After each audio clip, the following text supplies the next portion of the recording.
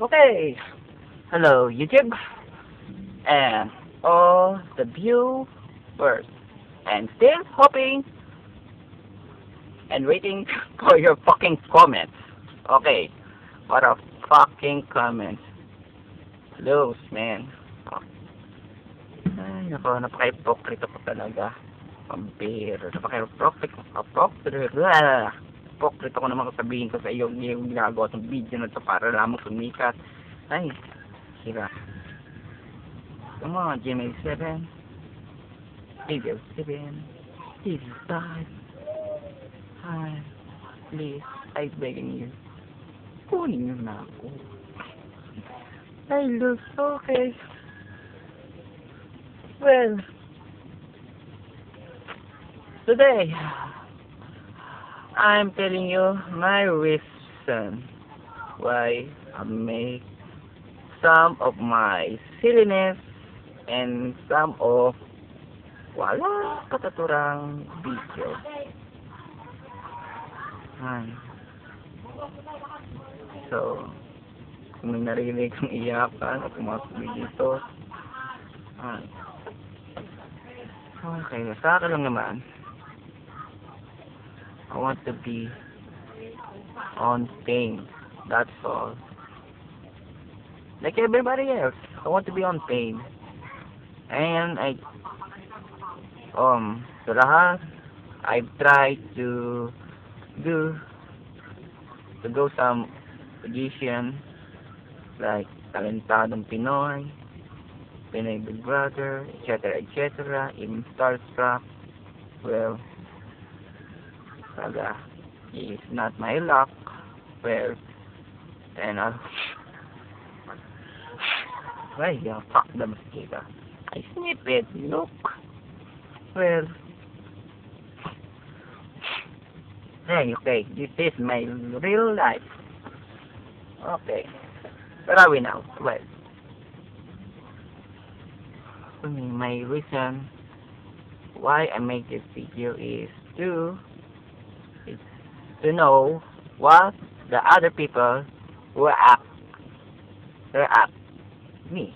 Well, kung in other words, madaling salita, gusto ko lang malaman sa ibang tao ano maging reaction nila sa ganito.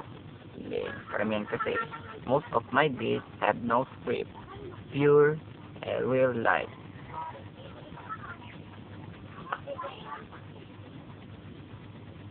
Okay. Each one of you knows that I really love playing guitar, and some of you didn't know, or some are know that I can write a song. Well,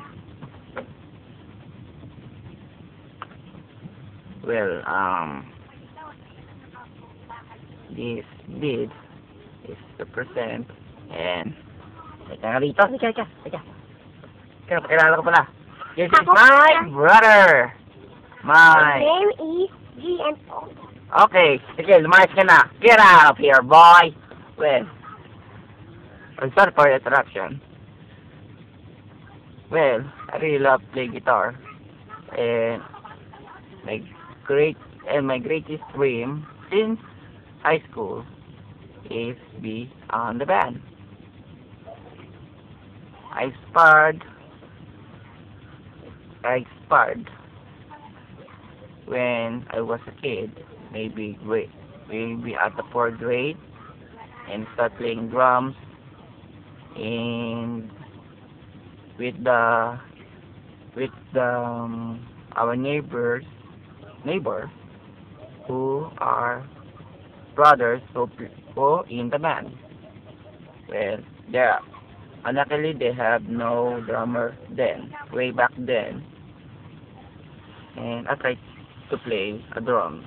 So they realized that I have a rhythm to play a drum. So that is my first musical instrument that I played before this guitar.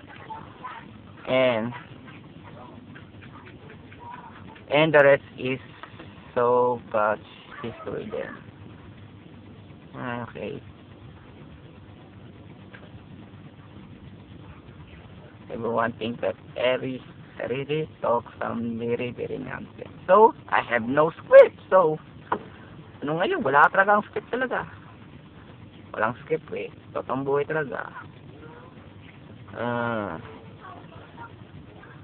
Mga malabo na yan, palabo na yan, tapos sasabi ko, well, just cut out.